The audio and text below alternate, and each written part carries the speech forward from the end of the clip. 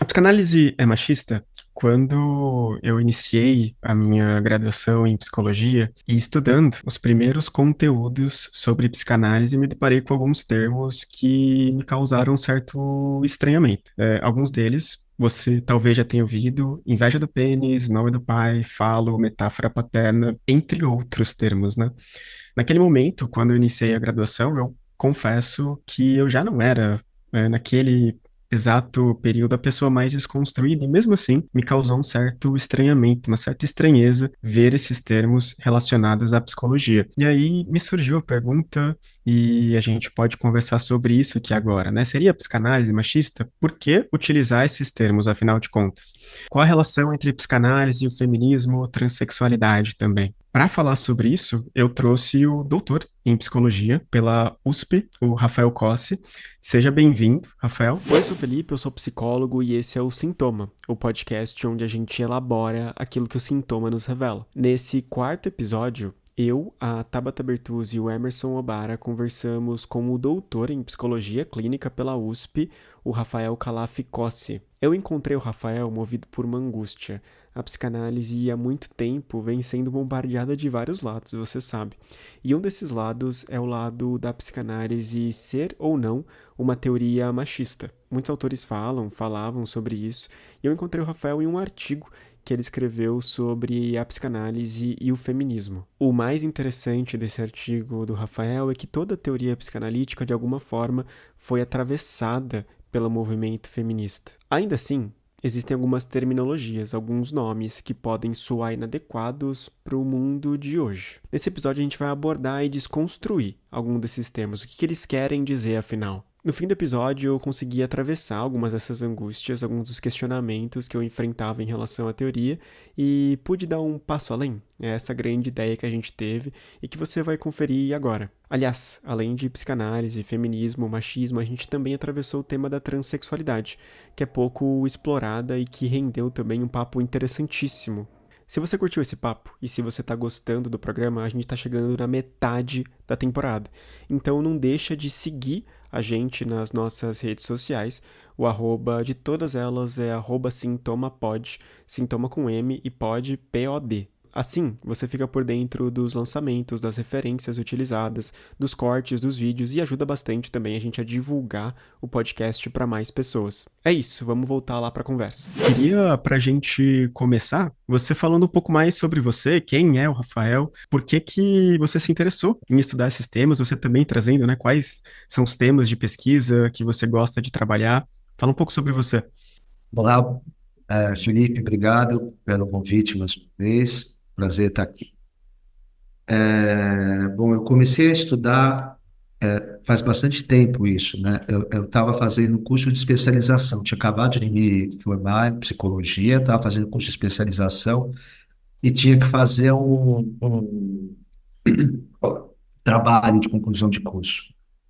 E eu na época, eu estava interessado em estudar prevenção e eu achava interessante, né? Essa estrutura clínica, já tinha uma abordagem lacaniana. Uhum. Até que me deparei com um texto do Joel Dor, não sei se vocês conhecem esse psicanalista. Joel Sim. Dor tem um texto que ele questiona se mulheres podem ser perversas ou não. Né? Uhum. Então tem alguma coisa a ver com sexo, gênero, estrutura clínica? Como é que se junta? Por que que mulheres não poderiam ter acesso à estrutura perversa só homens? Então começou a me chamar a Uhum. atenção essa relação de como a gente pensa a nossa clínica, como a gente faz diagnóstico, como a gente pensa as diferentes estruturas com sexo e gênero. Depois do mestrado, continuando a estudar mais ou menos essa temática, eu me deparei, isso já faz um certo tempo, né? Eu me deparei com um texto da Catherine Minot, que Uhum. chamava O Extrasexo, em que ela falava sobre a transexualidade. Claro que de um jeito muito problemático, mas foi a primeira vez que eu me deparei com o que até então a gente chamava assim um quadro clínico, né? Veja que quadro clínico curioso, né? Nunca tinha parado para pensar nisso. E aí eu comecei a pensar, não, mas será que dá para pensar a transexualidade com relação à perversão, como eu vim estudando? Não, isso é uma bobagem. Aí comecei a estudar toda essa temática e fui me deparando com a psicanálise lacaniana se voltava à transexualidade, no caso de um jeito muito problemático, Sim.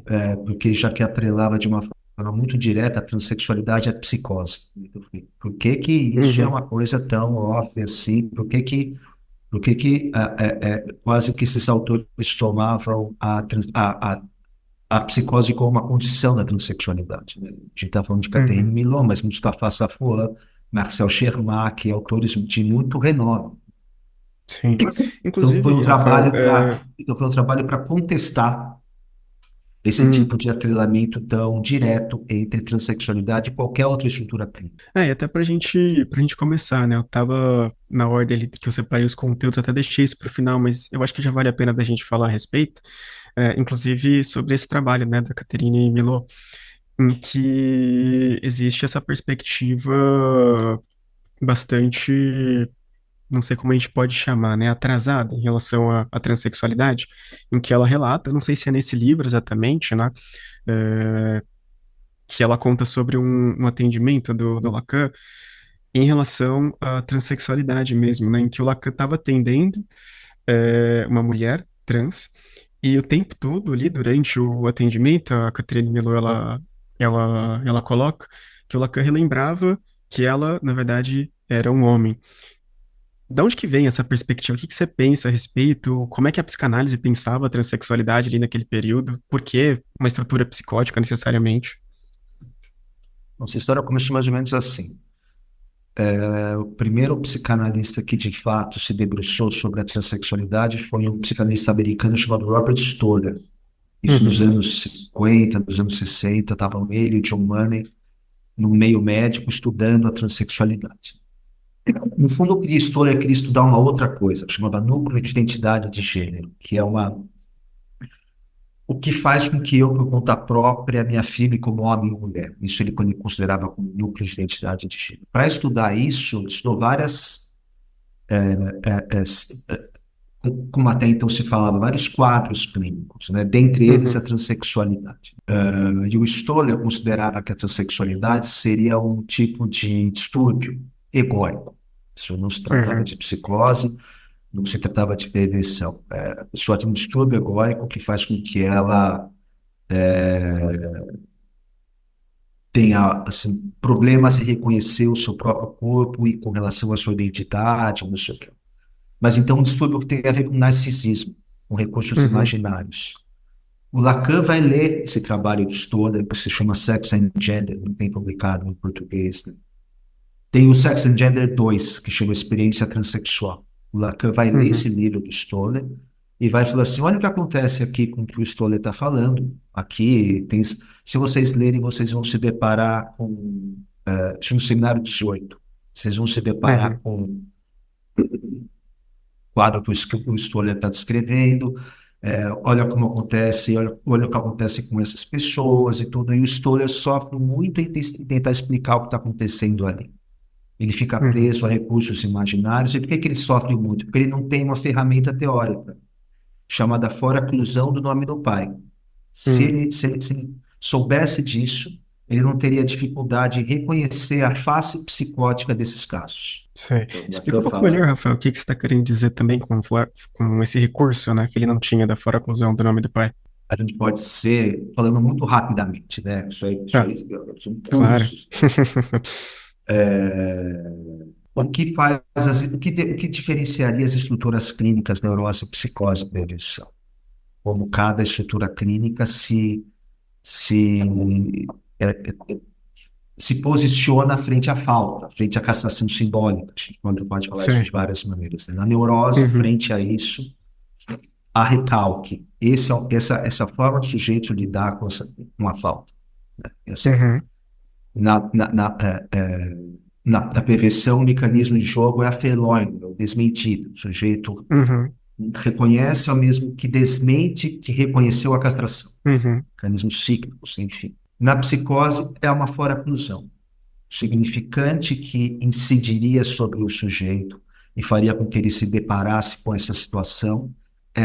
Isso não acontece. Então, o sujeito ele está fora desse campo que a gente vai dizer ser o campo fundado pela falta simbólica. Então, o que que esses autores vão voltando, né? Então, Lacan considerava que assim, é isso que acontece na psicose, é isso que está em jogo aí, né?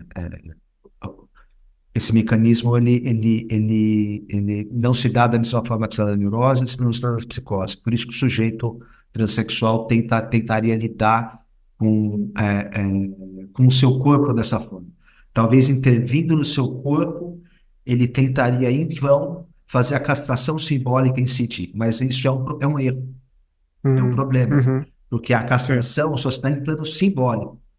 O sujeito Uhum. tentar fazer isso no seu corpo seria tentar fazer no real do corpo algo que só se pode dar em nível simbólico. Daí, Interessante. em algum momento, Lacan dizia assim: existe um erro que o sujeito transexual incorreria. Vocês me acompanham? Sim. E essa ideia que o Lacan vai dizer no Seminário 18, repete no Seminário 19, funda uma tradição na psicanálise. Ou melhor, esse entendimento marca toda uma tradição lacaniana sobre a maneira como se lê a transexualidade ou se encara a autossexualidade. No E não sentido, só lá então, fora de do que. Brasil. Contário Hum, Caligares aqui também vai falar que ele tem um livro nos anos hum, 80, acho que chama Introdução à Clínica das Psicoses, não sei o quê, ele também meio que uhum, embarca nessa ideia. O é, sujeito transexual vai tentar lidar com castração simbólica através de uma ablação que se dá em nível corporal, mas sempre com hum, essa conotação de que isso não é uma solução precária, sabe? entendi.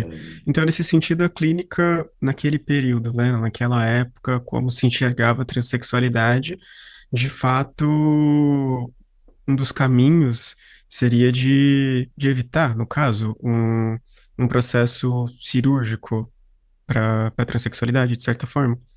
Não, então, deixa eu só completar. Tá, Teve essa história ok. do Lacan, e o Lacan foi marcado como assim um grande. O Stoller, que eu dizia antes, teria sido o primeiro patologizador da transexualidade em psicanálise, né? E o Uhum, Lacan também foi encarado assim, como um cara que patologizou a transexualidade. Mas aí é uma questão. uhum. Para o Lacan, psicose, por mais que ele tenha dito nesse momento que a psicose está na base da transexualidade, para o Lacan, psicose não é patologia. Sim, eu acho O que é importante a gente Lacan, pontuar isso, né? Porque mesmo a é, perversão, né? Quando você pensa em perversão hoje em dia, já em termos de significado de senso comum, a gente já pensa como algo ruim. Não necessariamente se vê assim dentro da psicanálise. não é algo ruim, não é algo pior, é uma outra estrutura clínica. A meu Uhum, ver, o problema é ele ter considerado que só sujeitos psicóticos podem ser transexuais. Isso não é verdade. A gente sabe que uhum, transexualidade existe na neurose, a gente sabe que homossexualidade não tem a ver só com perversão, muito pelo contrário. Sujeitos neuróticos são outros. Ou seja, a gente não infere a estrutura clínica de uma pessoa da sua sexualidade. Acho que esse é o princípio, esse é o ponto. Eu uhum. só queria fazer esse adendo e também queria fazer um outro adendo. Tem um livro que foi lançado esse ano de uma autora chamada Patrícia Guerovitch. É, O livro chama Transgênero, é da editora Alê. Ela fala disso que o Lacan apresentou nesse momento, como eu estou dizendo, mas ela também resgata um Lacan que não teria, que atendeu pessoas transexuais em Santênio, faz entrevistas com esses sujeitos, e o Lacan não teria nenhuma postura moralizante, nenhuma postura patologizante. Então, vale a pena, eu recomendo fortemente quem legal. tem esse. Porque para desmistificar essa ideia de que o Lacan teria sido assim, essa pessoa tão horrível como foi. Uhum, Foi porque eu acho que cometeu gafes mesmo num certo momento, mas não em todos os momentos. Então, acho que quem quiser certo. ver um outro Lacan também vai a pena. Uhum. É importante, acho que são dois pontos que eu considero interessantes dessa sua fala aqui, no sentido das estruturas clínicas, de que dentro da psicanálise, digamos que o ideal não é necessariamente o ideal neurótico, a psicose ou a perversão são apenas outras formas de se colocar, de se posicionar no mundo. Então, quando Lacan fala que a transexualidade estaria voltada, ligada a uma estrutura psicótica, não necessariamente a gente vê como algo ruim. No entanto, claro que assusta, né? Quando a gente pensa nessa, nesse trecho, né, da Catherine Milot, falando dessa abordagem do Lacan, me pegou de surpresa. Não esperava esse tipo de de postura. No entanto, se a gente for colocar num contexto, você me trazendo esses exemplos, você me diz que não é bem assim. Uma coisa que eu fiquei pensando também, inclusive, é uma perspectiva, se eu não me engano, que o Marco Antônio Coutinho Jorge, né, ele trabalha em relação à transexualidade hoje, colocar a transexualidade dentro da estrutura neurótica e dentro da estrutura neurótica na histeria. Eu não sei como é que você vê isso e qual é a importância, né, pensando em termos práticos, o que significa tirar a transexualidade da estrutura psicótica e colocar em outras, né? Seja na neurose ou mesmo na perversão. É que eu acho assim que a questão para mim não é assim tirar da psicose e colocar na histeria. A questão Hum, é a gente pensar, fazer a gente pensar como a gente faz diagnóstico. uhum, A gente não infere a estrutura clínica de uma pessoa da sua sexualidade. Acho que isso é uhum, importante. Então, sujeitos transexuais, existem transexuais psicóticos? Sim. Existem heterossexuais psicóticos, existem homossexuais psicóticos, por exemplo. Ah, existem bissexuais perversos? Sim, mas todos são? Não. Então, eu acho que o que importa é fazer a gente pensar assim, como a gente faz diagnóstico. A gente, mais uma vez, a gente não, a sua sexualidade não é critério diagnóstico. O gênero de sim, uma pessoa não é critério diagnóstico. Acho que isso é E segundo ponto, faz a gente pensar a nossa terapêutica. Se, uhum, se se a gente não considera um sujeito transexual ser patologizado, não é da nossa direção clínica tentar fazer o sujeito deixar de ser transexual. uhum, Não é porque o sujeito é homossexual que se a gente considera isso patológico, a gente na nossa clínica vai tomar como direção de tratamento fazer o sujeito não ser homossexual, né? uhum, Por isso que é importante, eu acho, a gente pensar dessa maneira, assim, desvinculando uma coisa do outra. Esse livro do autor que você citou teve várias críticas. uhum, sim, A crítica principal, tal como eu me lembro, não foi tanto tentar falar que muitos sujeitos na histeria podem apresentar seus sintomas uhum, como via transexualidade. Uma das principais críticas é tentar, assim, talvez que ele tenha dado uma forma muito, falou de uma forma muito taxativa, o quanto a transexualidade pode ser induzida em certas pessoas supostamente ingênuas ou qualquer coisa assim, a uhum, pela mídia, pelo discurso capitalista, então, como se essas pessoas comprassem, como se fosse um modismo, como se as pessoas certo, comprassem o que se diz sobre transexualidade como uma forma de expressar os seus sintomas neuróticos. Como se assim, que a comunidade trans vai dizer assim, mas vocês pensam que a gente é o quê? Você pensa que a gente é infantil, que a gente é idiota, que... Você acha que a gente sim, não sabe disso? Que a mídia atualmente tem dado uma outra conotação para a transexualidade, valorizando, dando uma visibilidade maior. Vocês acham que a gente não é besta, que não sabe que isso está acontecendo e vai acriticamente assumir isso sem saber o que a gente está, sem saber o que está em jogo aqui? uhum, Então, Felipe, tal como eu me lembro, a coisa foi mais para esse lado. sim. Mas, Aí mas, mas querer, uma via mas perigosa, querer, uhum, mas querer dizer que a transexualidade também se manifesta na histeria, isso tudo bem, porque elas podem manifestar em qualquer estrutura clínica. Acho que esse uhum, é o perfeito. Uhum. importante. E aí, pensando nisso, né, e eu também trouxe esse tema sobre a mulher, né, de uma forma bastante ampliada. Acho que a gente pode falar sobre isso. Você que estuda também bastante a história do feminismo e tudo mais.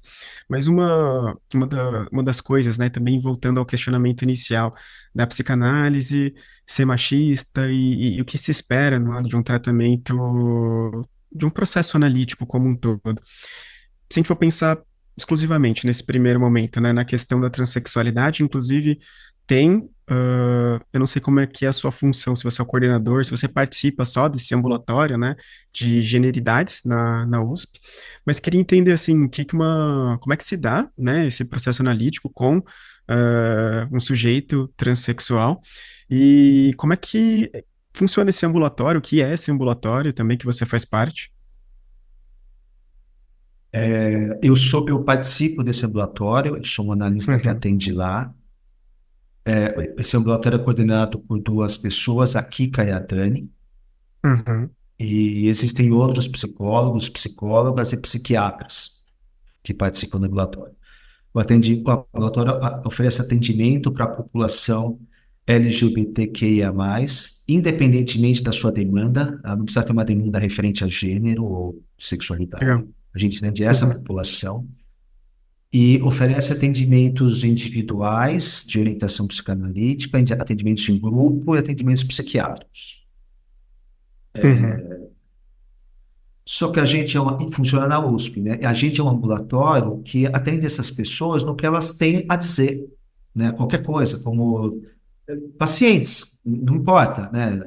A gente está lá para receber o que eles têm a dizer a respeito do que causa os conflitos que eles vivem, os problemas que eles têm na vida, né? Da forma mais livre e ampla que eles puderem, assim. Ou seja, a gente se baseia no que é a premissa básica da psicanálise.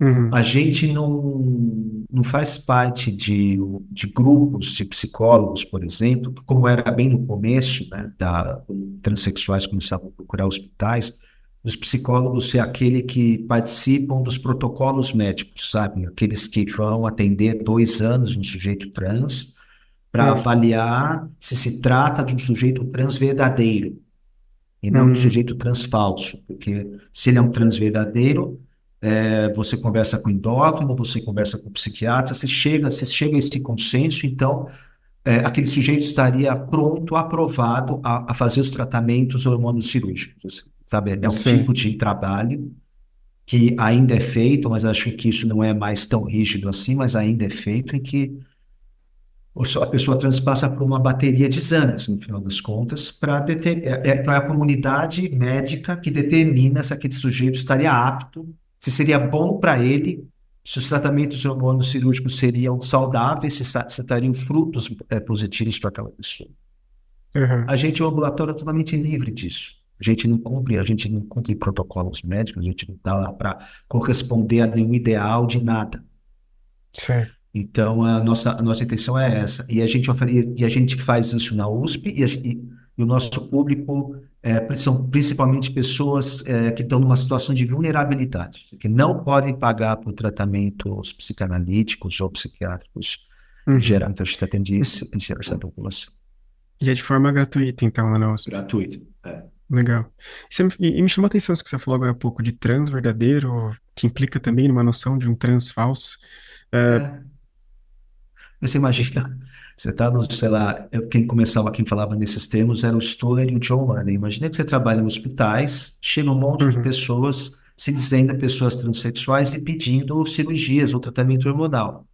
O uhum, médico vai olhar e fala assim, mas como é que eu vou saber se o que essa pessoa está me falando, será que ela sabe que ela vai se beneficiar ou não com esse tratamento hormonal? Se ela sabe todos os riscos, será que ela sabe todos os efeitos colaterais possíveis? Não sei, eu vou ter que investigar, vou ter que examinar essa pessoa. Então, uhum, atendimentos psiquiátricos, atendimentos endocrinológicos, 2 anos de acompanhamento psicológico. E era o corpo médico que, no final das contas, dizia: não, você de fato é uma pessoa, um trans verdadeiro, ou seja, você de fato é uma pessoa que vai ser beneficiada por isso. Você não vai se uhum, arrepender. O temor é que a pessoa se arrependesse, né? Porque se sei. ela se arrepende de tudo isso que ela passou, ela pode se matar, ela pode desenvolver, sei lá, distúrbios psiquiátricos enormes. Entendeu? O saber estava do lado dos médicos, não estava do lado do paciente, né? O paciente que daria a última palavra a respeito da sua própria vivência transexual. Uhum, Hoje em dia não é mais assim que acontece, né? Pelo menos aqui em São Paulo, qualquer pessoa pode ir no SUS, passa por exames endocrinológicos, não sei o quê, e aí já começa a fazer tratamento hormonal. Não é necessária mais uma avaliação se aquela pessoa pode ou não passar por isso, sabe? A uhum, pessoa sei. passa por uma consulta em que tudo é explicado para ela. Você sabe o que pode acontecer com você, você sabe os riscos que você corre, quais são os efeitos colaterais. pessoa se responsabiliza por isso, ela não precisa mais de um aval psiquiátrico ou psicológico para se submeter ao tratamento hormonal. Legal, legal. E, bom, além de ser um trabalho gratuito, então nesse ambulatório ele segue funcionando normalmente. Se alguém estiver ouvindo aqui e tiver dúvidas ou questionamentos em relação ao próprio gênero, pode ir para lá que vai ser bem recebida, bem acolhida. Sim, é só mandar mensagem por e-mail age@usp.br. Legal, legal. A gente pode deixar também na descrição também para quem quiser. E vocês funcionam também como um laboratório de pesquisa ou é mais um ambulatório mesmo? O AGE funcionava dentro da Santa Casa. Há Hum, uns três, então, o meio médico que tem uma certa organização. Quando o AGE migra para a USP, as coisas mudam um pouco. E uma das nossas intenções é se integrar com o meio acadêmico também nesse sentido, não só no sentido clínico, mas que a gente passa a interagir com os alunos e passa a desenvolver pesquisas, aproveitar que a gente está na universidade, né? uhum, Isso está em construção. O que atualmente a gente vem fazendo, assim, alguns integrantes do ambulatório participam de um outro ambulatório chamado LATESFIP, sim, Laboratório de Teoria Social, Filosofia e Psicanálise da USP. No LATESFIP a gente tem um braço de pesquisa que é estudar gênero no contexto de transformação. Então a gente estuda gênero, psicanálise no contexto de transformação. Né? Então, isso é o que uhum, nos está interessando hoje. uhum. Então, não Você, é o LATESFIP não é, o AGE não faz parte do LATESFIP, eles não são vinculados, falando agora em termos de organizacionais, mas integrantes do AGE fazem parte desse laboratório para desenvolver essas pesquisas. É isso que a gente está uhum, fazendo por enquanto. No futuro, a gente pensa em um ambulatório em si escrever textos, ou ambulatório oferecer algum hum, tipo de trabalho para os alunos da graduação, mas isso ainda está sendo debatido, né? Porque não é tão simples assim, né? sim, imagino. Mas já é um trabalho bem interessante que vocês estão fazendo, um braço, né, do LatesFIP. E puxando também o que você falou, a gente já entrando nessa perspectiva do gênero como transformação. O que que você quer dizer exatamente com isso? Que pesquisas que vocês têm feito? E o que é gênero também, né? Porque é uma coisa que eu fiquei pensando, ah, nos textos clássicos, né, da psicanálise, a gente, pelo menos, não me recordo da gente pensar no termo gênero, né? Imagino que seja um termo que tenha vindo após, né? Em um outro, se não me engano, em outro lugar, né? Não exatamente ali no seio, no berço da psicanálise. O que é essa concepção de gênero? Se a gente puder definir, começar a tentar definir o que é gênero, o que que vocês estão estudando por lá? Bom, não tem uma definição final de gênero. Gênero, Uhum, se você estudar certos psicólogos comportamentais, quando falam de gênero, eles dão uma conotação para gênero, um sentido. Certos psicanalistas falam, se você estudar o que o Laplanche fala sobre isso, é uma coisa. Se você estudar, por exemplo, o que pós-lacanianos falam sobre gênero, é outra coisa. Se você estudar gênero fora do meio psicanalítico, é uma outra coisa. Na ciência social, não existe consenso quanto ao que é gênero. sei. Mas veja que coisa curiosa. A palavra gênero, gender, não foi. Ela foi. Claro que a palavra gênero sempre existiu. Gênero Uhum, musical, gênero literário. Mas você usar essa palavra no meio, no contexto das identidades sexuais, quem fez isso a primeira vez não foi uma pessoa das ciências sociais, um filósofo, um antropólogo. Quem fez isso foi o Robert Stoller, um uhum, psicanalista e uhum, psiquiatra. Vocês vejam que coisa interessante. Foi ele que trouxe essa palavra, gênero. E só depois ela foi incorporada, nos anos 70, no contexto de estudos das ciências sociais em sentido amplo. Então uhum. foi o Stoller que trouxe isso. Sei. E você imagina, Que foi esse cara que começou a estudar transexualidade também. o cara que mais se dedicou à transexualidade naquele momento histórico, naquela Uhum, década. Mas então você imagina, um, um cara que está no meio médico e ele começa a defender uma ideia assim, bom, existem os comportamentos sexuais, existem como as pessoas se sentem, as emoções que elas expressam com relação às identidades sexual, vamos falar no sentido mais panorâmico da coisa. Uhum. Se acreditava fortemente que a identidade sexual era determinada biologicamente. Uhum. E aí vem o cara, junto com o Giovanni, e começam, de uma forma mais assintosa, a falar assim, não, existem aspectos psicológicos que dizem, que participam da construção de uma identidade sexual. Existem aspectos que têm a ver com o ambiente. Não são só os fatores biológicos, existem os fatores ambientais. Uhum.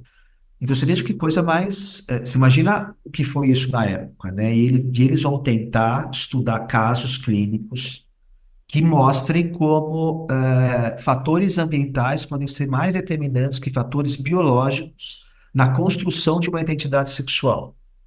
Então eles mostram casos, por exemplo, de gêmeos intersexo.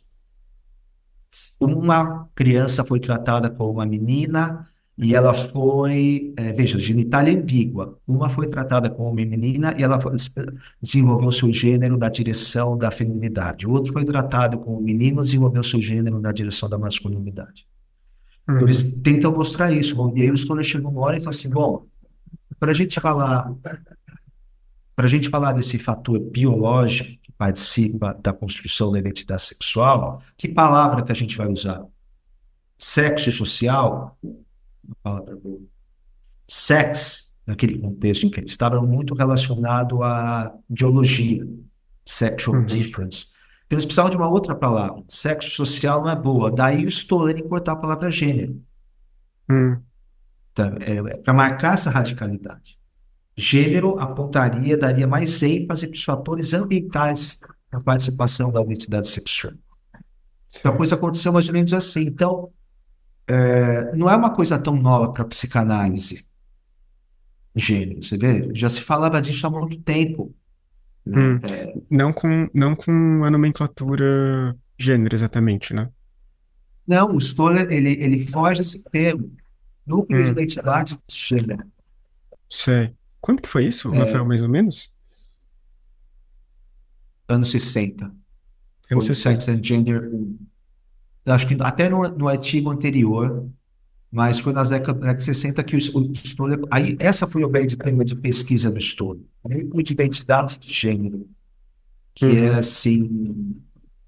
O que permite que eu, por conta própria, me afirme como uma mulher, que não tem a ver Uhum. com a biologia, ou não só com a biologia, mas uma crença que eu vá desenvolver em mim, que vai fazer com que eu me afirme como tal. Como eu sei? Qual é esse núcleo? É isso que ele queria estudar. Como se constrói isso?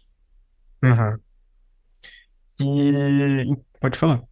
Não, então começa nisso, sabe? Então ele trouxe essa palavra gender. Daí, nos anos 70, o Lacan questiona isso. O Lacan não só discute o que é a transexualidade para o Stoller. No seminário 18, ele vai discutir essa história da dupla identidade de gênero. Ele fala assim, é como se ele falasse assim, Stoller, isso que você fala sobre identidade de gênero não existe, porque você está pressupondo que é por conta própria que um sujeito se diz homem ou mulher. O Lacan vai falar assim, não, não, é só uma relação. Uhum. Eu só posso me dizer como para que eu me diga algo assim, eu dependo do reconhecimento do outro. Ou seja, só numa. Uhum. Aí ele vai trazer essa noção de semblante. O sinal é muito bonito, porque aí o Lacan passa da teoria dos discursos e vai para a teoria da sexuação, falando dessa noção de semblante. É a partir da noção de semblante que eu construo uma apresentação de mim como homem, como mulher, e eu preciso do reconhecimento do outro enquanto tal. Uhum.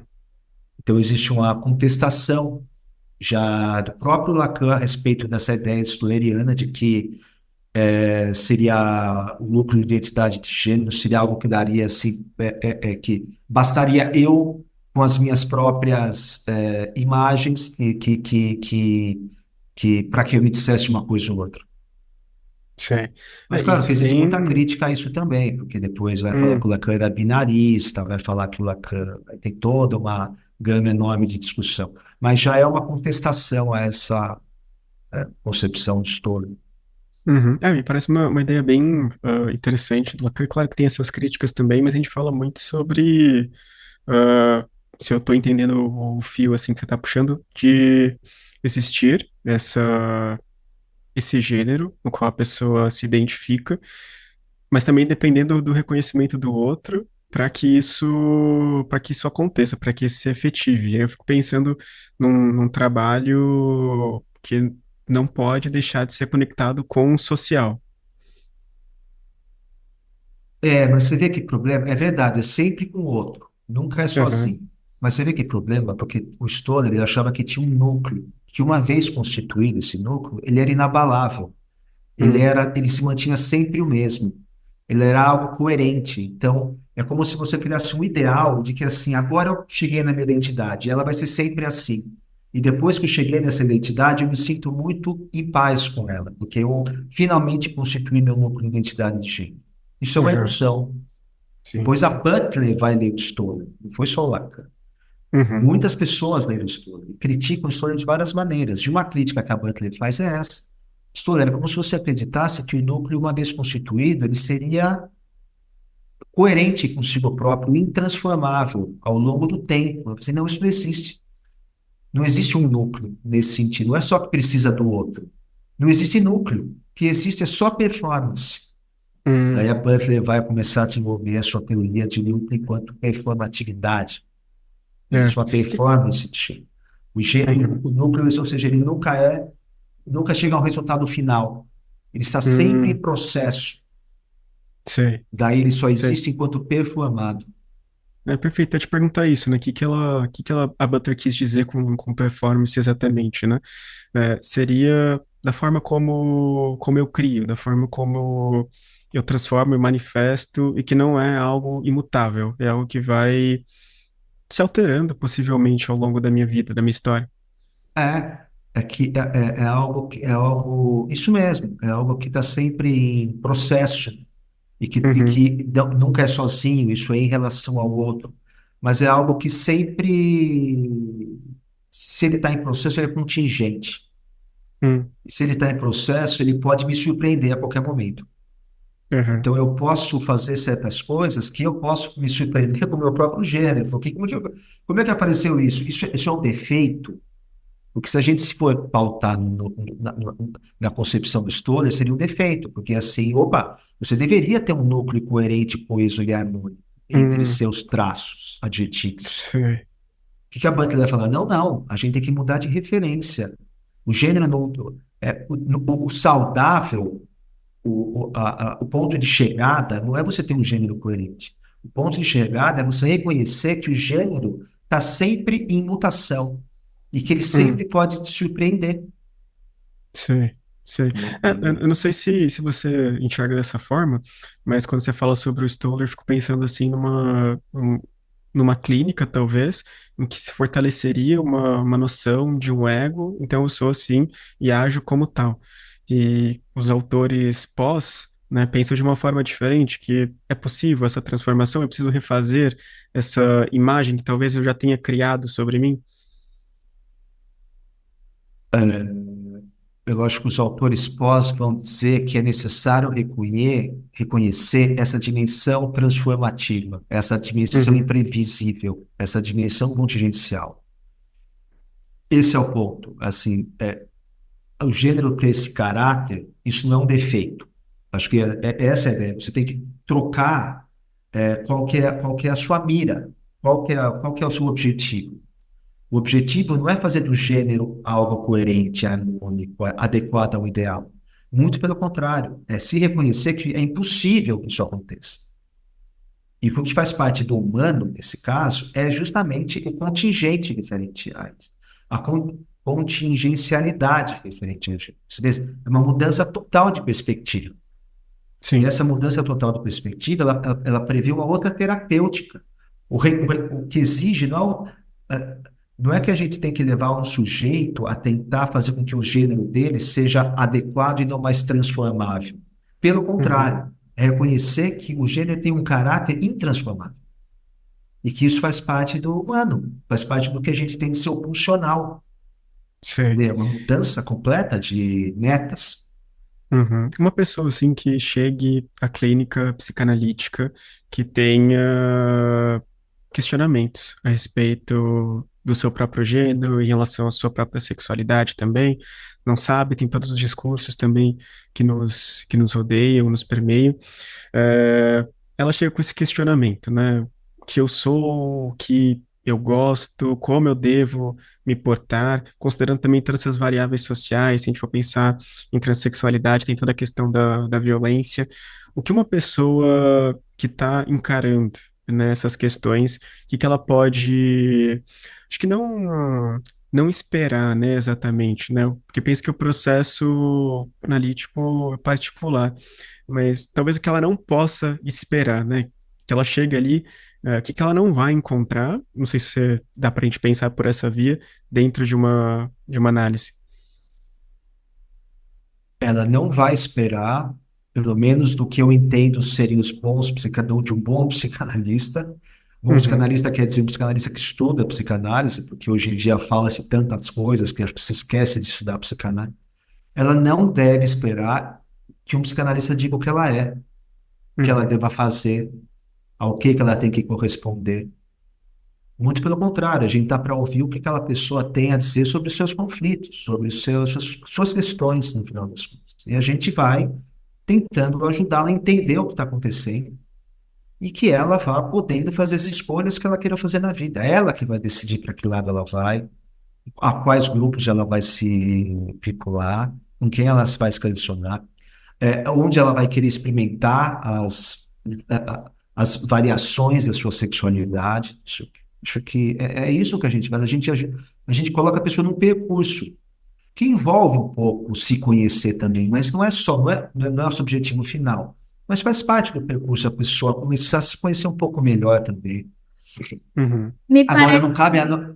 me parece que é muito o que estava falando um pouco lá no começo, né? E além dessa só da questão do gênero, né? Mas olhar esse sujeito pelo sujeito mesmo, né? Quem ele é, acho que é um pouco a ideia que vocês trazem ali no ambulatório, né? Você falou lá, né? Antes tinha essa pessoa, os médicos, né? Que fechavam, ah, você então é isso aqui, então tá tudo bem, né? E me parece que é justamente fugir disso, né? E olhar para além disso, né? Olhar para além disso e estar com a sua escuta aberta, ouvir o que aquelas pessoas querem falar. E se elas não quiserem falar da sexualidade delas? Tem pessoas que eu atendo no AGE que elas não colocam em questão a sua sexualidade, não só no AGE, né, na minha sim, clínica, não colocam em questão a sua sexualidade. A pessoa chega falando, olha, eu sou uma pessoa assim, sou não binário, e eu sou trans, e eu nunca colocou isso como questão, está preocupado com o que ela faz no meio profissional, está preocupado com o que acontece com a família, e não sei o quê. Não cabe a mim falar, sujeito, olha, você deveria agora falar da sua sexualidade. Porque uhum, da onde? Então a gente está aberto a escutar o que as pessoas têm a trazer a respeito do que elas quiserem trazer. perfeito. Então, Que aí eu penso que a eu acho diferença que da isso, no final das psicanálise. contas, vale para Ah, toda a psicanálise, né, no final das contas. aham, Então, não existe uma psicanálise para as pessoas trans. E nós não somos perfeito. Aham, especialistas em atender pessoas trans. A gente quer ser especialista em escutar sujeitos, né? Tal como a gente tem de serem sujeitos do inconsciente. uhum, uhum. Perfeito. Eu penso que talvez seja a grande diferenciação da psicanálise em relação a outras terapias, se a gente for chamar assim, que a gente não estabelece de cara, digamos assim, um objetivo pelo qual a gente vai percorrer, bom, sua questão em relação a gênero, então vamos trabalhar sobre gênero.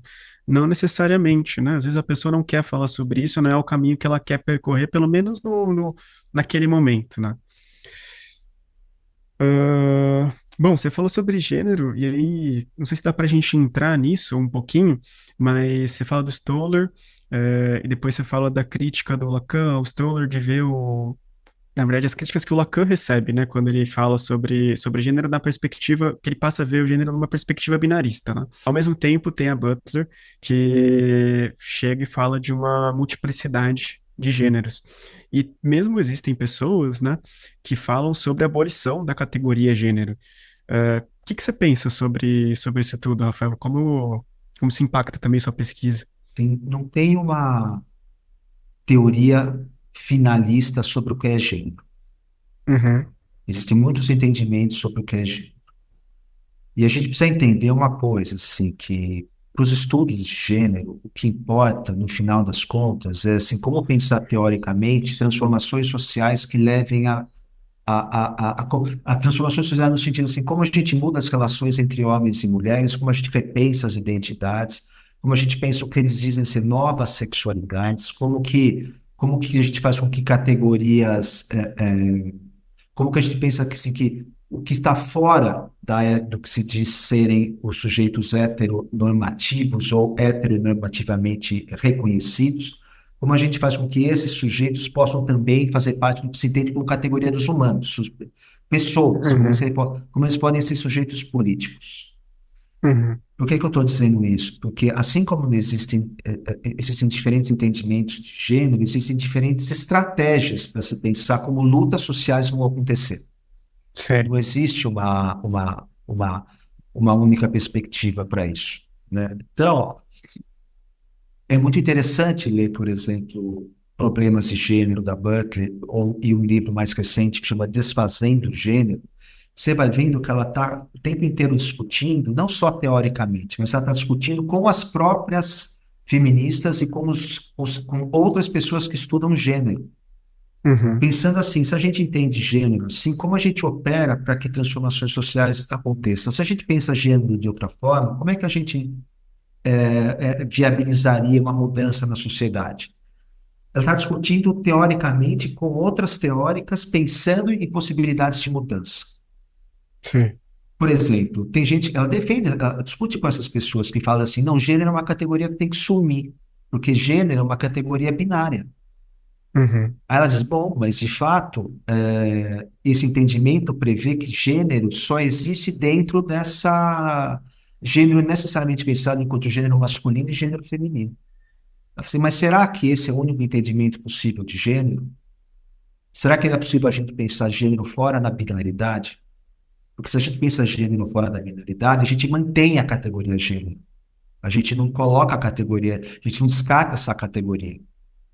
Então, ela vai defender toda uma ideia de que gênero é algo que, no final das contas, tem um potencial crítico enorme, inclusive para discutir o que é a gênero. uhum, Então, estou dizendo isso para dizer assim, isso não há unanimidade, as diferentes visões teóricas permitem que se considere diferentes intervenções sociais, acho que a gente pode dizer só. Então, é uma uhum. tensão constante no meio dos estudos de gênero que se faz com isso. E é muito interessante acompanhar o debate interno que vai acontecer. Uhum. E eu até ia seguir por uma via aqui, no início, mas eu acredito que já tinha sido respondida de certa forma, né? Eu queria falar sobre a questão, da mulher como um todo, né? E sobre o machismo, né? Pensando em psicanálise, pensando até em terminologia, né? Alguns termos ali que são utilizados ao longo, da teoria. Tem gente que defende, tem gente que já pede que esses termos eles sejam deixados para trás, né? Inveja do pênis, essa primazia do falo mesmo, né?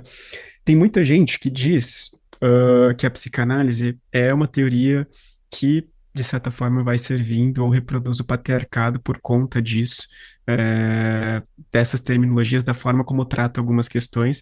Por outro lado, tem muita gente que diz que a psicanálise ela foi bastante revolucionária por justamente começar a ouvir, de fato, estar atento ao que diziam as mulheres, as pacientes histéricas lá atrás, né, lá no final do século XIX, início do século XX. Penso ser incorreto da gente chegar e dizer a psicanálise é isso ou a psicanálise é aquilo, né? Mas pensando nessas perspectivas, pensando em terminologia, pensando nesses atravessamentos que a teoria passa, que a psicanálise passa, né, por teorias feministas e tudo mais, essa perspectiva histórica também, como é que você encara essas ideias que surgem da psicanálise ser uma teoria machista, uma teoria que serve ao patriarcado? E eu pergunto isso também porque é algo que eu tenho lido, né, de certa forma, recentemente, Bom, as outras terapias X, Y, Z, elas ouvem a pessoa ali na singularidade, enquanto a psicanálise ela está atrasada no tempo, ela usa coisas muito antigas e muito ultrapassadas na definição de alguns conceitos, logo se espera que siga determinados padrões. O que penso eu, considerando tudo que você me disse aqui agora, não é assim que funciona a sua clínica, a nossa clínica aqui como um todo. Mas como é que você encara todos esses questionamentos? O que que você pensa a respeito disso tudo? Bom, começando do final do que você falou, qualquer psicanálise que tenta adaptar o sujeito a um modelo pré-estabelecido, isso não é psicanálise. Não é nem Uhum, que é uma má psicanálise, não é psicanálise. E, bom, se diz a respeito se a psicanálise seria machista, né? Eu não sei, acho que depende muito do que se entende por machismo.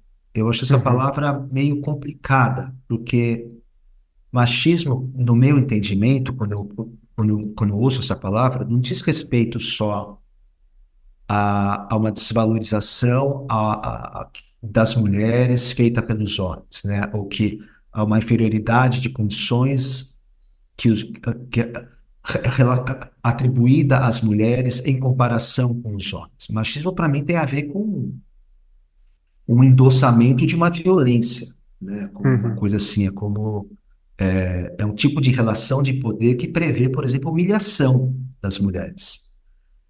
Eu não vejo isso explicitamente escrito nos textos do Freud. Eu reconheço, e isso sim, admito, obviamente, que existem muitas maneiras de falar do feminino de uma maneira totalmente dentro do sistema patriarcal. uhum, Isso sim. Mulher tem continente, tem o superego da mulher é fraco, mulher é um continente negro, a mulher tem um senso ético meio manco. São maneiras de falar assim, olha, tem o homem, tem a mulher, o homem se compara à mulher a partir de termos que os homens adotam como termos importantes, e nessa comparação as mulheres são sempre inferiorizadas. O homem, para falar de si, precisa eleger o seu oposto, a mulher, como seu diferente, como seu outro, e nessa comparação, a partir de alguns termos, a mulher é colocada numa situação desfavorecida. Concordo. Isso é um sistema patriarcal. O homem vai, mulher, o homem é aquele que vai para o ambiente público, a mulher fica em casa fazendo os trabalhos domésticos, um trabalho meio assim, que não tem tanta importância. E é bom que seja assim, porque se a mulher, se isso não acontecer, o homem não pode desenvolver a cultura, não pode levar a civilização adiante. Então, que existe essa leitura patriarcalista em Freud, eu não tenho dúvida, eu concordo. Não é em todo momento. É isso que eu estou uhum, querendo dizer. Existe esse Freud, mas não é em todos os momentos que o Freud via as mulheres dessa forma, né? Como você estava dizendo, o Freud talvez tenha sido um cara que teve uma ousadia enorme quando estava atendendo uma paciente histérica. Ele dá um passo atrás e começa a ouvir o que a paciente histérica tinha a falar por sugestão dela. Você imagina que nesse meio médico todo mundo queria dizer o que os pacientes têm que fazer, ou seja, é o médico que tem o saber e fala o que o outro tem que fazer, ou aquele que não sabe. O Freud inverte essa situação, se coloca em outro lugar. Isso já é dar um estatuto diferente à mulher. uhum, Agora, de fato, há de se reconhecer que existe toda uma maneira patriarcal do Freud de descrever toda essa situação. O que faz a gente pensar também o quanto isso é um saber de época, né? Se pensava assim, todo mundo falava assim. Era assim que se fazia. Então, levando em conta o contexto histórico, será que não era exigir demais do Freud que ele fizesse de uma forma tão revolucionária, sendo que nesse uhum. momento nem existia essa questão, Sim, uma idealização muito como, grande que como se hoje em cria dia? também sobre a figura do Freud, né? Hã? Acaba se criando uma idealização muito grande sobre a figura do Freud, dele ser. Acho que muito quando a gente pensa sobre as pessoas do passado, tem um certo anacronismo que se faz em algumas leituras, mas principalmente quando se pensa em crítica à psicanálise, vem essas coisas, né? Vem essas críticas, mas o que eu penso, a minha perspectiva é colocar o Freud ali no tempo dele, reconhecendo que nem sempre, né, como você colocou, ele teve essa visão sobre as mulheres, mas existem algumas questões que a gente pode e deve questionar para fazer uma psicanálise, digamos que à altura do seu tempo. Porque é difícil a gente começar a criticar esses autores dessa época com a perspectiva que a gente tem hoje. Se ele falasse o que ele falou hoje, pô, mas naquele contexto, e aí existem pessoas que tentam justificar essa maneira do Freud falar das coisas a partir da vida pessoal dele, que é até uma certa covardia intelectual, eu acho, sabe? Eu prefiro pensar assim, tem problemas? Tem problemas, são reflexos de problemas de uma época. Uhum. Mas vamos olhar também que existe um Freud para além disso, né? Que acho que pode dar uma dignidade às mulheres, que talvez tenha sido uma novidade para a época também, né? Também tem isso. Agora, Sim, também tem essa crítica, como você falou, se a gente precisa do aí anos depois, Lacan vai falar do significante tão importante. Por que o significante tão importante tem a ver com a entrada do sujeito no campo da linguagem? Por que ele usa o significante em nome do pai? Por que ele fala em metáfora paterna? Por que ele fala uhum. em... Porque ele continua usando esses termos. Poxa, mas também era assim que se falava na época, eu acho. Sei. Não era. Lacan foi pegar o Édipo freudiano e foi tentar traduzir o que acontecia ali, não só traduzir, propor uma inovação de uma leitura do Édipo a partir de Levi-Strauss, a partir de Saussure, vai falar do Édipo estrutural. Isso tem ganhos enormes para a psicanálise. Ler o Lacan, ler o Édipo freudiano a partir do todo esse arcabouço teórico estrutural. Não é só um refinamento, não é só um preciosismo intelectual. Isso tem consequências clínicas enormes. Mas o Uhum. Lacan usou os termos que eu fico pensando que também eram os termos usados naquela época. Vai-se Uhum. Eu embora, ele vejo vai até isso imaginar. como algo não positivo, mas que mostra pra gente, olha como a nossa sociedade é, né? Justamente, a gente usa esses nomes porque é o que tá, né? É o que se instaura ali naquilo, né? Também talvez não adianta a gente fugir muito disso, porque é quase como negar. Não, mas isso aqui é real, né? Pelo menos eu tenho essa perspectiva, né? A psicanálise nos mostra isso até com esses termos. É nisso que a gente está inserido. A gente não está inserido em outra coisa, né? Inclusive, faz parte do nosso momento cultural discutir essa terminologia. Será que o Lacan usaria esse termo para falar agora desse significante? Ou se ele ia falar que é o significante beta, o significante alfa? Não É. sei. Sim. Mas uma Uhum. coisa a gente sabe, eu acho. Esse significante, em nome do pai, ele vai continuar operando da mesma forma.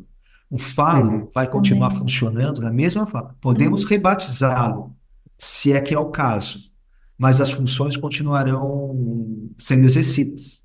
Sim. Sim. E talvez Falando esse sobre seja o Lacan, ponto, né? De entender que a pode falar. psicanálise é muito mais sobre a função que aquilo faz, não sobre o nome, né? O Édipo estrutural, no final das contas, acaba sendo isso, né? Você não é o pai da realidade que precisa fazer aquela função, não é a mãe da realidade que precisa fazer aquela função. É um significante. O significante pode ser culpado por qualquer um, qualquer pessoa, pode até ser culpado por um telefone. O que importa é algo que faça aquela função, como você colocou, que é uma função específica, né? E que leva, no final das contas, ao sujeito à entrada no campo da linguagem.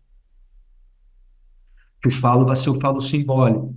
Não que ele entre no campo da heteronormatividade, que ele vá ter que ser homem, que ele vai ter que ser hétero. Não é isso que a passagem pelo Édipo faz, o Édipo estrutural, né? Por isso que é tão interessante, a gente resgatar essa passagem do Lacan. Uhum.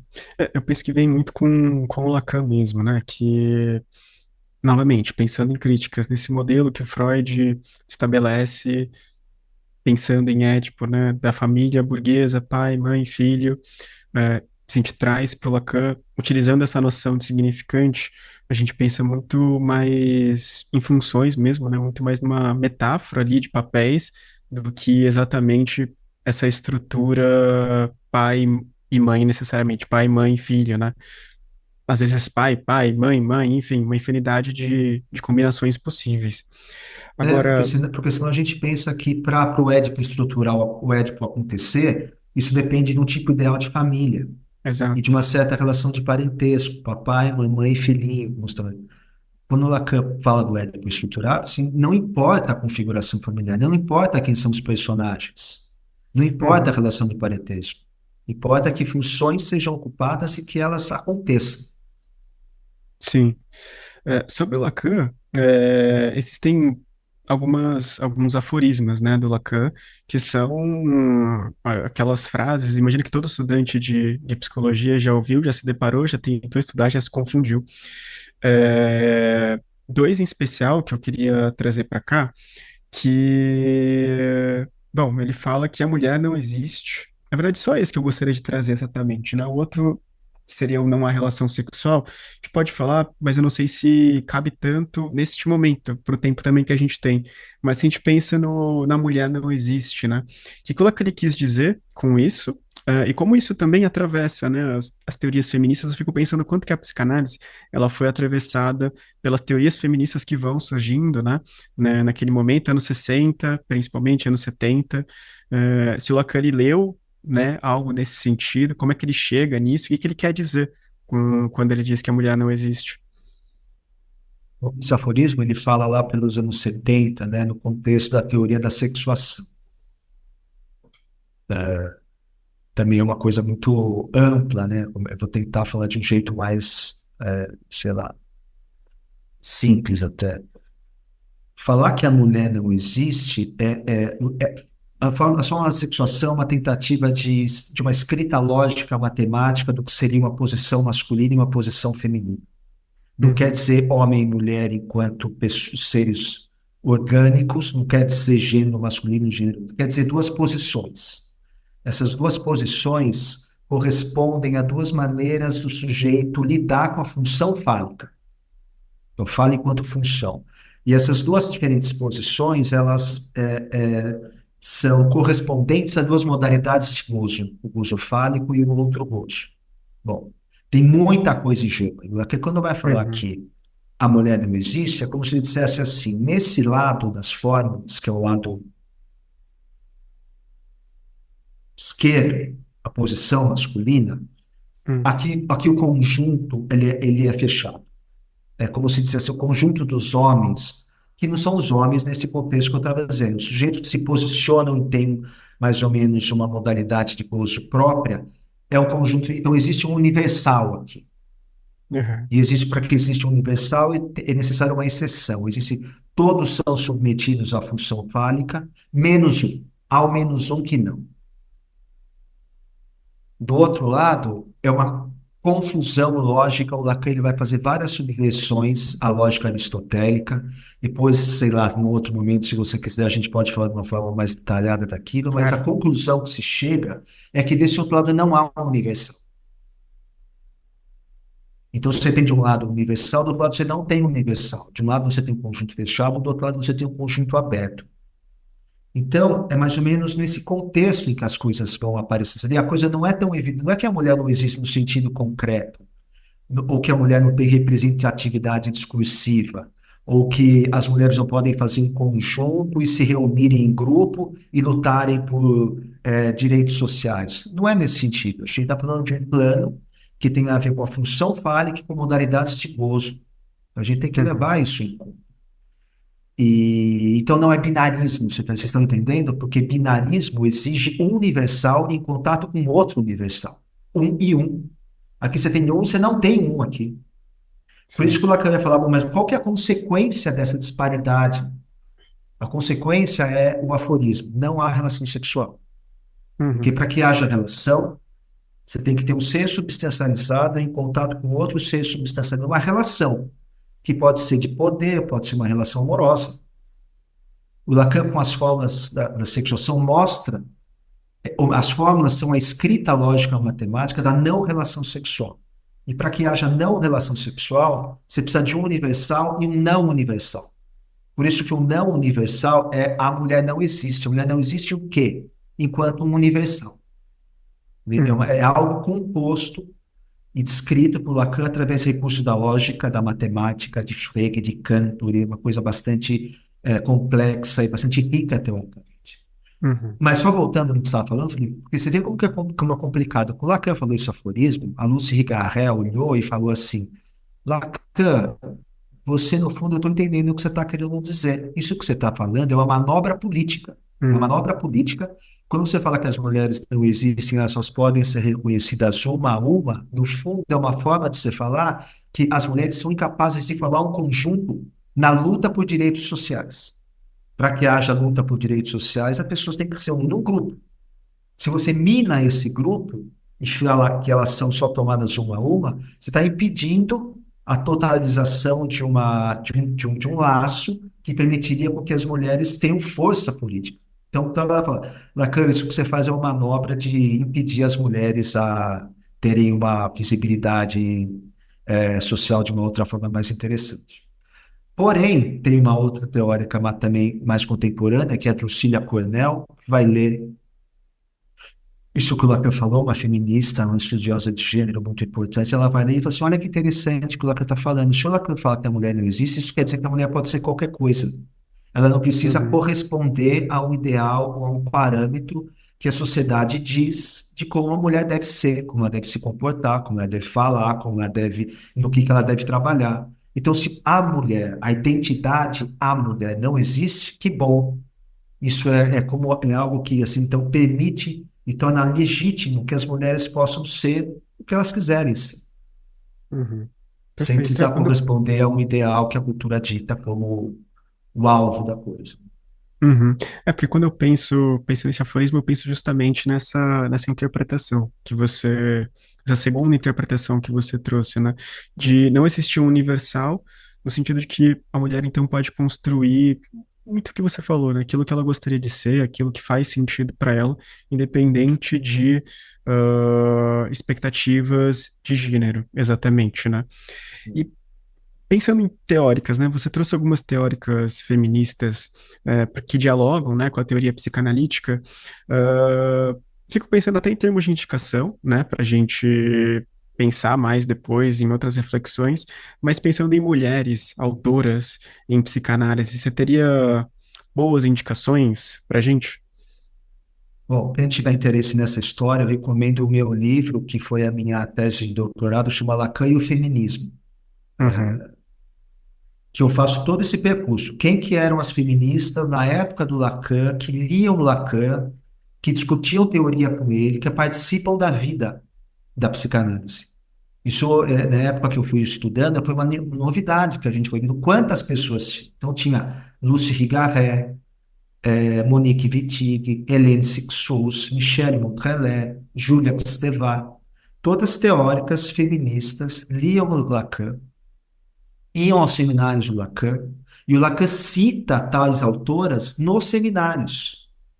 Lacan fala, olha, Lúcio Garré, gostaria que você participasse aqui do seminário 12, do seminário 14. Não, ele não fala, gostaria que você participasse do seminário 12.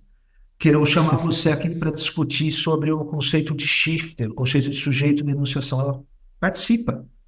Você vê lá escrito Lúcio Garré falando.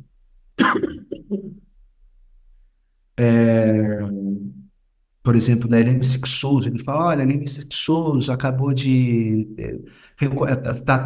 tem uma peça dela, o Retrato de Dora, recomendo que vocês vão assistir a peça dela no Petit d'Orsay, e a uhum, Cixous tem um livro chamado Riso da Medusa, que dialoga diretamente com o psicanalista Lacan. Kristeva, a mesma coisa, fala muito do Lacan, o Lacan fala dela, olha, Kristeva lançou um livro importante chamado Polilogue, blá, blá, blá, blá. Então, uhum, eram teóricas que frequentavam o seminário Lacan, o Lacan lia o que elas escreviam, também o que falavam dele. Né? Existia uma interlocução enorme. Então, todas essas autoras eu recomendo. Em português, a gente tem um livro traduzido da Lucy Garré, que chama Esse Sexo que Não É Só um Sexo. Essa foi a tradução que a editora escolheu. Isso nos anos 70. Depois, mais recentemente, acho que quem tem interesse em começar a estudar a interlocução, psicanálise, estudos de gênero, eu recomendo que comece pela Butler mesmo. Vocês podem ler Problemas de Gênero, tem esse livro que chama Desfazendo Gênero, o livro que ela escreveu sobre Antígona, outros trabalhos fundamentais, assim como isso foi recebido nos Estados Unidos, assim, o Gayle Rubin, com o tráfico de mulheres, é outro trabalho importante. E aí a gente tem muito trabalho muitas compilações aqui no Brasil sobre teoria feminista, Hum, da Heloísa Buarque de Holanda organizou, tem os trabalhos da Carla Rodrigues sobre Butler, discutindo Butler e psicanálise. Então, hoje em dia a gente já tem bastante coisa por aqui. Tem os trabalhos do Paul Preciado, que falam da psicanálise também, mas acho que de um jeito que se detém menos, talvez, assim, para falar da psicanálise. uhum. Eu penso que Mas tem o muita coisa. importante, eu penso que o interessante nisso, também que você vai falando, é que a teoria, a psicanálise, muito para quem não está habituado à teoria ou está começando a estudar agora, que a teoria psicanalítica ela foi atravessada o tempo todo por mulheres, por teorias feministas que estavam e estão dialogando até hoje, né? É, Você fala da Butler, tem a Kristeva que, pelo menos na minha percepção, né, no que eu estudo, me parece que é a autora mais publicada aqui no Brasil em textos traduzidos, ou pelo menos tem recebido mais traduções aqui. Então tem bastante coisa que a gente pega, que a gente absorve. A teoria ela não ficou estacionada no início do século XX, né? A gente está constantemente pensando, repensando e trazendo também influências e perspectivas feministas, ah, estudos de gênero, transexualidade e daí por diante. É. E também a gente precisa agora, eu acho que daqui para frente, inventar um novo debate, psicanálise e estudos de gênero, sabe? Porque esse debate dos que se baseia na crítica de conceitos da psicanálise, diferença sexual, falo, simbólico, complexo de ética, como sendo conceitos que dão força ao patriarcado ou forjados a partir do patriarcado. Então, são conceitos que têm que ser repensados. E sabe, esse tipo de diálogo, crítica a esses conceitos. E as críticas às críticas, porque tem esse movimento. Né? Alenka Supansik, Zizek, John Kopchak e muitos outros autores começam a tentar rebater as críticas que foram sofridas pelos estudos de gênero. Estou querendo dizer, esse debate, esse modo de relação, eu acho que já está meio que se esgotando. Eu não sei se já tem muito mais o que falar sobre isso, assim, porque, não sei, eu fico imaginando que já é uma coisa que chegou num ponto limite. Agora acho que tem que pensar numa nova interlocução psicanálise e estudos de gênero. E aí, Felipe, voltando ao que você estava dizendo hoje no começo, talvez seja essa uma proposta do nosso grupo que estuda gênero e no LatexFIP. Como a gente vai pensar, talvez, uma maneira de conversar psicanálise e estudos de gênero, não mais de uma maneira quem tem razão, quem tem menos razão, quem sabe mais, quem sabe menos, quem falou certo, quem falou errado. Isso já não. Talvez seja a gente pensar numa constelação de conceitos que sejam comum a ambos os campos e o que um pode colaborar com o outro, entendeu? Quando a Uhum. Faz psicanálise bastante fala em sentido. transformação, que não é um conceito psicanalítico, mas a gente retira em muitos momentos que a gente pode falar em transformação em psicanálise, no que isso pode ter alguma relação de colaboração com o que se fala em transformação social nos estudos de gênero? E autonomia, e reconhecimento, e liberdade, norma, entendeu? São conceitos que gravitam em ambos os campos e que eu acho que é possível psicanálise e estudos de gênero pensarem juntos de uma forma que não seja mais só essa forma de denúncia que vocês são heteronormativos ou patriarcalistas, e a gente vai tentar se defender contra isso. Sabe, isso já. Acho que agora a gente precisa inaugurar uma nova interlocução. Uhum. É uma discussão mais madura, né? Sobre todos esses tópicos que você trouxe hoje. Já vou prosseguir para o encerramento, mas antes, o Emerson, ele tem uma pergunta. Você quer fazer, Emerson? Que você mandou lá no WhatsApp? Bom, pode, se puder fazer para mim, que bom, tá ok, eu posso ler aqui só um segundo. É, você, bom dia, né? Boa tarde, né? Eu Boa acabei tarde. me cumprimentando. Você trouxe lá no seu artigo, né, um tema que me interessou bastante sobre o logocentrismo, né? Proposto lá por Derrida, né? E você diz que ele se sustenta na lógica da identidade, da exclusão e da polarização binária da diferença. Você poderia falar um pouquinho mais sobre isso, por favor? Esse é um diagnóstico que Derrida faz e como, no fundo, funciona o nosso pensamento no mundo ocidental, né? Nosso pensamento funciona desse jeito, né? Sempre binariamente, né? Claro, escuro, mente, corpo, frio, calor, mais, menos, pior, melhor.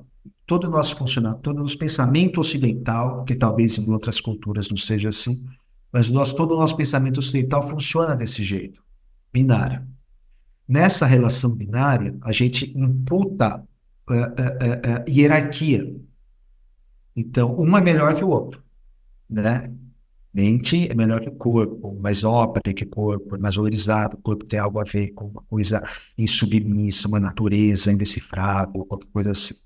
Então, a gente vai não só estabelecendo relações binárias, como a gente estabelece hierarquia nas coisas. Ou seja, a gente estabelece uma relação de poder. A gente imputa relações de poder aos dipolos, vamos dizer assim.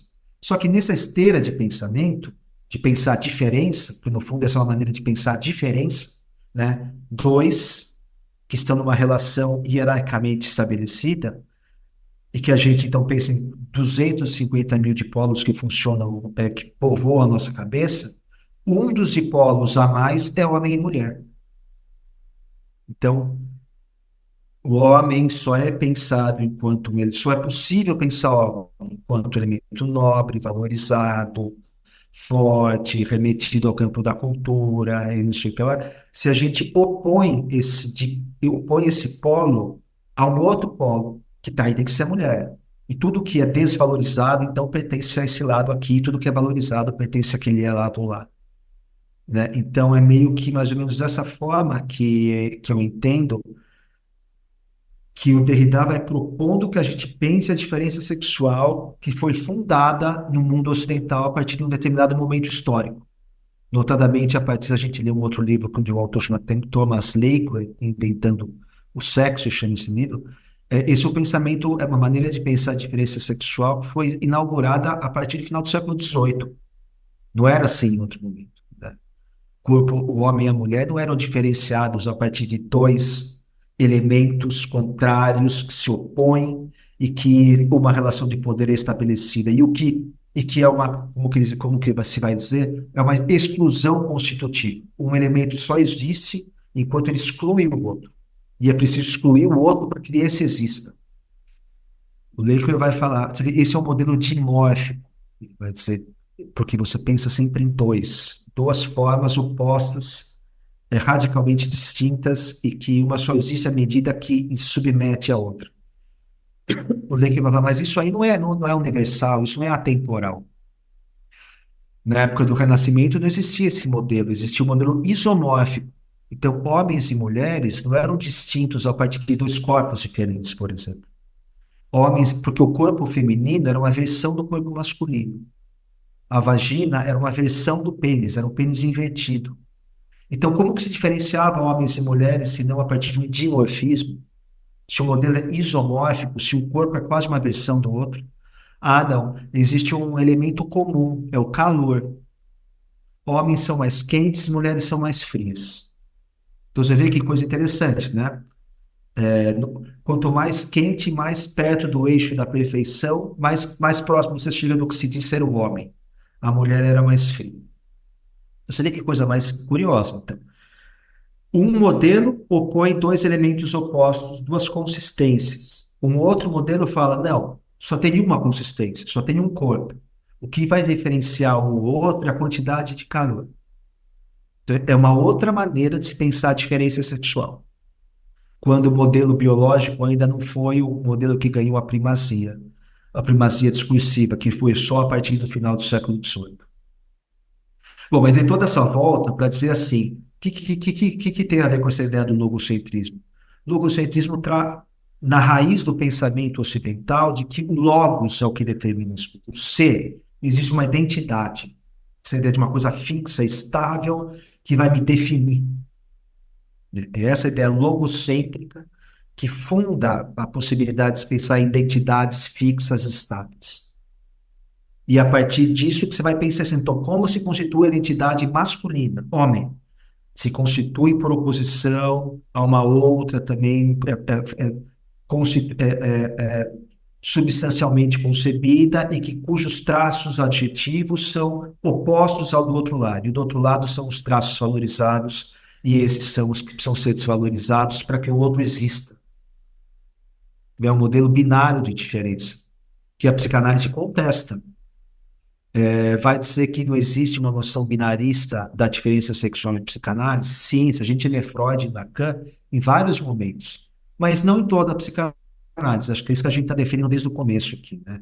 É possível pensar a diferença sexual em psicanálise de uma forma não binária, é possível pensar a psicanálise de uma forma não totalmente remetida ao patriarcado. Claro, sim, temos que reconhecer os problemas, mas a gente tem que reconhecer que existem portas também para se pensar outras saídas. Quando você conta isso, eu não pude deixar de pensar sobre esses chás revelações, que tem muito, né? É uma coisa que tá em alta, né? Sempre tem lá, né? E acho que talvez seja esse o momento, realmente, de começar essas discussões, porque essa coisa binária tá bem em foco, né? A gente vê muito. Do azul, do rosa, é É o verdade, azul, né? o Não tinha parado rosa, pra né? Essa pensar. coisa. Tá bem chamativo. Pelo menos eu vejo que agora isso se instaurou muito forte, pelo menos na nossa sociedade aqui, né? Não é à toa, porque se existe todo um movimento de questionamento, de desconstrução, de aparecer mais na mídia, pessoas trans. Por que será que justamente nesse momento em que as coisas começam a ser apresentadas de uma forma mais ampla e com uma caracterização de que não se trata de algo doente, de uma patologia, mas que são seres, são pessoas, humanos, assim como quaisquer outros? Por que será que justamente nesse momento surge isso que não existia antes? Já a revelação para falar qual que vai ser o Verdade. gênero ou sexo da criança, porque então ela tem um pênis, quer dizer então que ela já vai ser um homem e ela já vai ter um gênero masculino. A criança nem expressou absolutamente nada. Então, Sim. seria que tem um movimento de avanço e, ao mesmo tempo, tem um movimento que recua, né? Isso Aham. não é qualquer coisa. Acho que é muito interessante isso que você trouxe. Por que isso está aparecendo agora e dessa É. forma? Aham. Parece um retrocesso, né? Mas então, se tem, se tem uma força que puxa para um lado, o engraçado é como sempre aparece uma outra que vai puxar no sentido contrário. Verdade. Nossa, é verdade. Não tinha parado pra Isso. pensar. É muito interessante isso, né? Pois é, em vez da gente, se fosse uma coisa de uma forma mais que ouvisse mais o que está acontecendo no mundo, você não ia precisar fazer uma coisa dessa ordem. Você não sei, a pessoa ela tem um pênis, ela nasceu assim com esse corpo configurado dessa forma. Agora, se vai ter o gênero masculino, se vai ser hétero, se vai ser o que, isso é uma coisa que a gente vai ver, isso vai sendo construído ao longo da história. Como que eles já querem fazer alguma coisa que desconsidera a história que o sujeito já vai ter? Ou seja, é um recurso biologizante no seu grau mais extremo. É por falar, como você tem um pênis, você vai ter um gênero masculino e você vai gostar de azul. Uhum. Eu lembro, isso me lembra Perverso de uma isso, né? discussão. Não, Hã? não no sentido psicanalítico, é muito Isso, perverso essa ideia. É isso uma me- coisa assim que é um pensamento muito curioso, assim, é um resgate do conservadorismo biológico, assim, da pior espécie, né? Uhum. Eu lembro que eu, só contando um caso bem rápido, né? Eu lembro que fiz um curso, um pequeno curso sobre geopolítica, há muito tempo, acho que foi em 2012, 2013, e era um contexto global, em que os grupos terroristas ali estavam na mídia, né? Tava acontecendo bastante atentado terrorista, principalmente ali na Europa. Eu lembro que nesse curso, uma das ideias foi de trazer a fala de um cara que ele era muçulmano, se eu não estou enganado, e ele era do Irã. E a ideia dele era de desconstruir, ele é iraniano, mas brasileiro, né? É, mora há bastante tempo no Brasil, então falava português, enfim. Então a ideia dele era de desmistificar algumas coisas, e com certeza algumas ele desmistificou, né, em relação à religião. De fato existia bastante preconceito, a gente não pode ligar de fato, fazer essa ligação direta entre religião e o atentado terrorista, os atentados terroristas que estavam acontecendo ali. Falou um pouco da religião dele. E uma coisa, uma discussão que se levantou lá na época foi sobre orientação sexual. E ele estava reconhecendo ali no Irã o quanto que o Irã, em relação aos vizinhos, era um país avançado, porque em termos de sexualidade, de gênero, né? Porque o Irã não matava uma pessoa que se dizia homossexual, né? Mas eles faziam uma cirurgia forçada, né, da pessoa. Então, um homem gay era submetido a uma operação, uma transformação de gênero para se tornar mulher, porque, enfim, se ele pensa dessa forma, então quer dizer que ele nasceu no corpo errado, enfim, tem todo. Se a gente está pensando sobre essa biologização, me lembrou muito disso, sabe? Do quanto que lá naquela época, imagino que talvez continue ainda hoje, tem essa questão muito ligada ao corpo, essa biologização, como a gente está falando. É, e tem isso, e tem isso também de pensar o gênero, pensar sexo, gênero e desejo sexual como se estivessem numa sequência, né? Uhum, Então, se a pessoa é gay, se cortar o pênis dele, ele vai ser reconhecido como uma mulher, não sei. Mas quem uhum, disse que o desejo sexual dele vai andar junto com essa nova reconfiguração do corpo, né? Isso pois é uma é. contribuição que a Butler trouxe, né? Sexo, gênero, desejo sexual e prática sexual são fatores que não andam juntos. A pessoa pode ter um Uhum, gênero, sexo masculino, mas um gênero. Mas quem dizer que a prática sexual vai ser heterossexual, dependendo disso ou daquilo? São fatores que eles são totalmente, são aleatórios. uhum. Bom, para a gente finalizar, então, Rafael, queria saber se você tem alguma palavra final, se você gostaria de passar algum contato, onde a gente pode encontrar você, ler mais dos seus trabalhos. Ah, meus trabalhos estão na internet, né? Acho que quem jogar meu nome no Google vai ver que tem um monte de artigo lá que eu escrevi sobre essa temática, que envolve psicanálise, estudo de gênero, feminismo. Eu tenho um livro chamado Lacan e o Feminismo, como eu já havia dito, que é meu trabalho de doutorado melhor escrito, que conta essa história das feministas da época do Lacan, o que elas diziam da psicanálise, como Lacan respondeu às críticas que ele sofreu. Eu acho que uma das tentativas de responder às críticas, mas não só às críticas, o que ele fez com tudo que foi dito sobre ele, ou sobre a psicanálise. Ele desenvolve isso na teoria da sexuação, ou seja, a teoria da sexuação é uma teoria desenvolvida em interlocução com as feministas da sua época. Tem um livro que eu organizei pela editora Lê, que chama Faces do Sexual, que tem textos de um monte de autores importantes que falam sobre essas temáticas, o Christian Dunker, a Carla Rodrigues, Patrícia Porchal, Pedro Ambra, o Vladimir Safatli, discutindo sobre essas questões de gênero, psicanálise, sexo e psicanálise. E, bom, quem quiser me achar, eu posso deixar meu e-mail, né? É só me entrar em contato Uhum, que a gente se fala. beleza. Bom, vou deixar também a lista aí dos seus livros na descrição. Adorei a conversa, foi muito bacana, e principalmente até esse final, né? Que ficou um pouco mais solto, a gente pôde elaborar até coisas além. Gostei bastante, agradeço, Rafael. Espero que a gente se converse eventualmente no futuro. E é isso. A gente termina o episódio por aqui. Obrigado a todo mundo que ouviu. Até a próxima.